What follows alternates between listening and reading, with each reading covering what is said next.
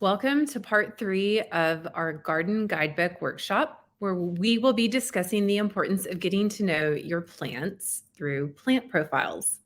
Plant profiles are a unique offering as part of this workshop and are a valuable tool for any gardener, whether you're a beginner or an experienced gardener. By learning the specific needs and habits of each of your plants, you'll be better equipped to provide them with the care that they need to thrive.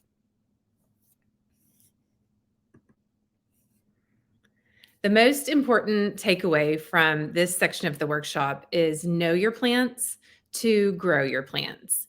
One thing that I've learned as a gardener is that when you start out, there's a ton of information out there and it can vary. It varies by zone and it can actually vary by where you get the plants. You might get one set of instructions from a nursery if you're buying plants locally, and you might get a different set of instructions on the same type of plant if you order it from someplace online.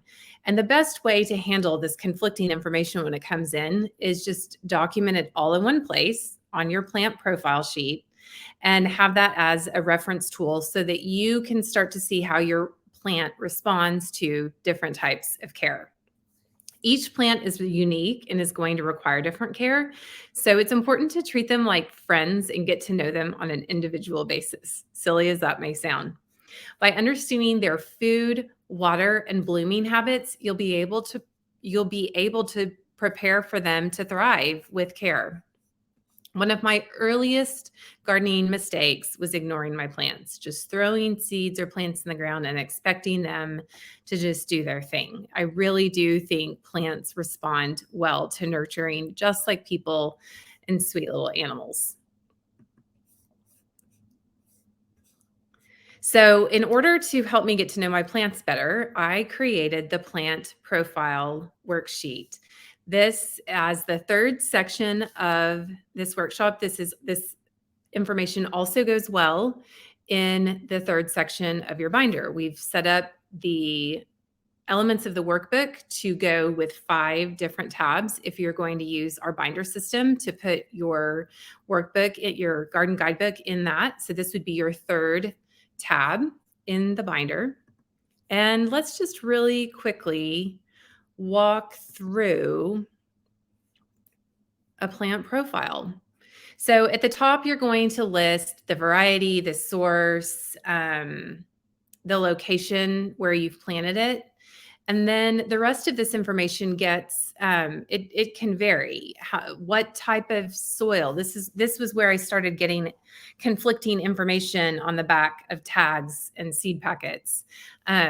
What kind of sun does it need? What zone does it need to be in? Probably if you've purchased the plant, you've already made sure that it's going to work in your zone, but you might use a plant profile worksheet you might fill it out in advance to decide if that's a plant that you want to buy, if you're really trying to consider an investment plant.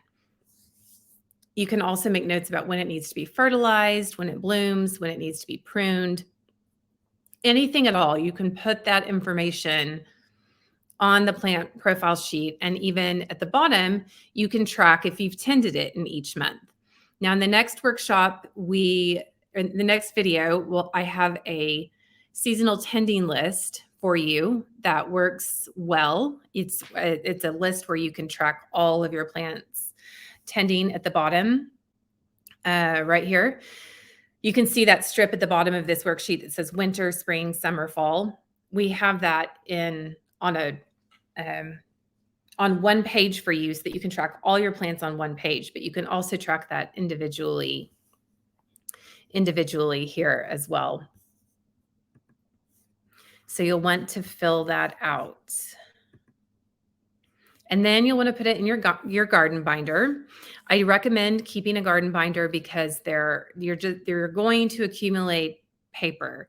In my garden binder, we have information on a compost bin. We have information on worms that I've bought in the past. You buy strange things when you're a gardener. In the last video, in video 5, we're going to talk about fertilizers.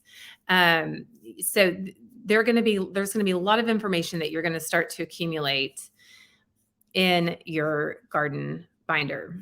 So keeping all of your plant profiles organized, you could even if you have a photo of the plant or want to take one, you could cut out the picture and put it on the plant profile so that you can get to know that plant even better.